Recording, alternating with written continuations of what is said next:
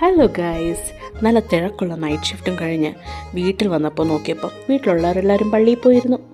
Duty കഴിഞ്ഞ് വീട്ടിൽ വന്ന ഉടനെ തന്നെ കയറി കിടക്കണമെന്ന് ഓർത്ത ഞാൻ വീട്ടിലൊരു വക കഴിക്കാനില്ലെന്ന സത്യം അപ്പോഴാണ് ഓർത്തെ. സാധാരണ നൈറ്റ് ഷിഫ്റ്റ് തുടങ്ങുന്ന മുമ്പ് ഞാൻ മീൽ പ്രിപ്പ് ചെയ്യാറാണ് പതിവ്. പക്ഷെ കഴിഞ്ഞ കുറച്ച് ദിവസങ്ങളായിട്ട് എനിക്ക് വയ്യായിരുന്നു. അതുകൊണ്ട് ഒന്നും ഉണ്ടാക്കാൻ പറ്റിയില്ല. പെട്ടെന്നൊരു തട്ടിക്കൂട്ട് മുംബൈ സ്റ്റൈൽ ഡാൽ കറിയും ചോറും പിന്നെ മീനും അങ്ങ് വറുത്ത് വെച്ചു.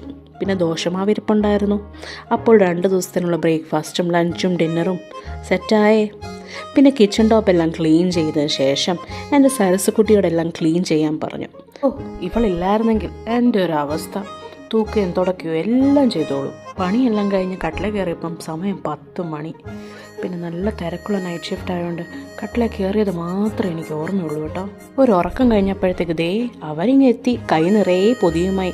ഒരു പഞ്ചാബി സമോസ കഴിക്കാൻ കൊതിയാവുന്നു മോൻസിയെ എന്ന് മാത്രമേ എനിക്ക് പറഞ്ഞു ഓർമ്മയുള്ളൂ. ആ കടയിലുള്ള സമോസയും പിന്നെ എനിക്കിഷ്ടമുള്ള ഏത്തയ്ക്കാപ്പവും കപ്പ ബിരിയാണിയും ലിംക്കയും എല്ലാം അങ്ങേര് കൊണ്ടുവന്നു. എൻ്റെ പപ്പ ഇതുപോലെ കേട്ടോ, എന്തെങ്കിലും സാധനം വേണമെന്ന് പറഞ്ഞാൽ കടയോട് പോയിക്കൊണ്ട് വരുന്ന ടീംസ് അവർ രണ്ടുപേരും. യൂണിഫോം പുറത്ത് ഇടാൻ അലൗഡ് അല്ലാത്തതുകൊണ്ട് ഞങ്ങൾ കാഷ്വൽസ് ഇട്ടുകൊണ്ട് കേട്ടോ ഡ്യൂട്ടിക്ക് പോകുന്നത്.